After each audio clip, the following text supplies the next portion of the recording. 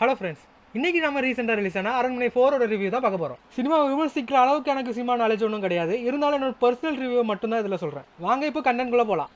அரண்மனை 4 கதையை சிம்பிளாக ஒன்லைனில் சொல்லணும்னா, பேய்க்கும் சண்டைங்கிற டெம்ப்ளேட்டை போட்டு அதில் தாய் பாசத்துக்கும் தீய சக்திக்கும் நடுவில் T20 ஆடினா அதுதான் அரண்மனை 4. அரண்மனை பிரான்ச்சைஸில் வழக்கமாக தான் பண்ணுற அதே வக்கீல் கேரக்டரை இந்த படத்துலையும் சுந்தர்சி எடுத்திருக்காரு. தமனா சுந்தர்சியோட தங்கச்சி இந்த படத்தில் ப்ளே பண்ணியிருக்காங்க. வீட்டில் உள்ளவங்க சம்மதம் இல்லாமல் தங்கச்சி கல்யாணம் பண்ணிக்கிட்டாலும் அவன் மேலே பாசம் குறையாமல் இருக்காரு சுந்தர்சி. அப்போ அரண்மனை 2 சித்தார்த் ரோல தான் இந்த படத்தில் அண்ணன் ப்ளே பண்ணியிருக்காரா.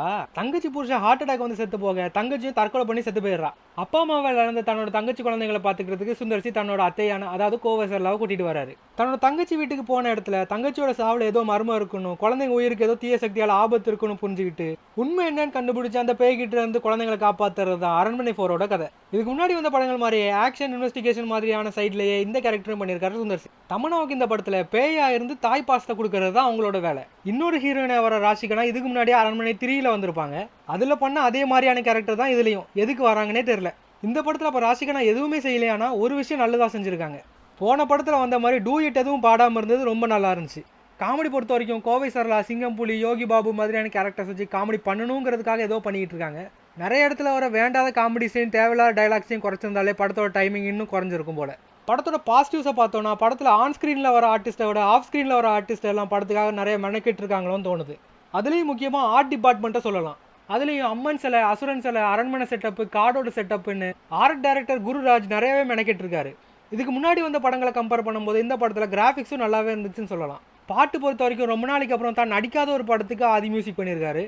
என்னதான் ஆதி ஒரு மியூசிக் கம்போசராக ஆம்பளை படத்தில் இன்ட்ரடியூஸ் ஆயிருந்தாலும் தனிவர் வந்து அவருக்கு ஒரு மியூசிக் கம்போசருங்கிற அடையாளத்தை கொடுத்துருக்கும். ஆனால் அந்த மாதிரி ஒரு டச் இந்த படத்தில் பார்க்க முடியலங்கிறது தான் உண்மை. உண்மையாகவே பாடல்கள்லாம் ரொம்பவே நல்லாவே இருந்துச்சு. அதுவும் முக்கியமாக தான் ஜோஜோ பாட்டு ரொம்பவே நல்லா இருந்துச்சு.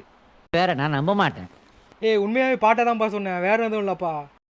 பொம்பளை வெறி புடிச்சு போய் தெரிஞ்சுக்கிருக்க நீ 90s தானே நீ தெரியுதுடா. அதே டெய்லர் அதே வாடகை மாதிரி திரும்பவும் அதே அரண்மனைக்கு பட்டி டிக்கரிங் பார்த்து நமக்கு திரும்பவும் ரிலீஸ் பண்ணியிருக்காரு சுந்தர்சி அண்ணன். சம்மந்தம் இல்லாமல் பாட்டு போடுறேன், டூயட் பாடுறேன்னு போகாமல் தேவையான ஹாரர் ட்ராக்லேயே போனது மியூசிக்கை பொறுத்த வரைக்கும் ரொம்ப நல்ல விஷயம். மியூசிக் மாதிரியே தேவையில்லாத ஜோக்கையும் கட் பண்ணியிருந்தா இன்னும் படம் நல்லா இருந்திருக்கும் தோணுது. மொத்தத்தில் படம் பார்க்கலாமா வேணாமான்னு என்னோட பர்சனல் ஒப்பீனியன் சொல்லணும்னா, லீவ் நேரத்தில் ஃபேமிலியாக தேட்டருக்கு போய் டைம் பாஸ் பண்ணிட்டு வரதுக்கு உண்மையாகவே ஒரு நல்ல படம். ஓகே ஃப்ரெண்ட்ஸ், அடுத்து ஒரு நல்ல வீடியோவில் பார்க்கலாம். பாய். வீடியோன்னு சொல்லு, நல்ல வீடியோன்னுலாம் சொல்லாத. எப்பா ஃபஸ்ட் டைம் ரிவ்யூ பண்ணுறப்பா, கொஞ்சம் அப்போ இப்படி தான் இருக்கும், கொஞ்சம் பார்த்து செய்யுங்க.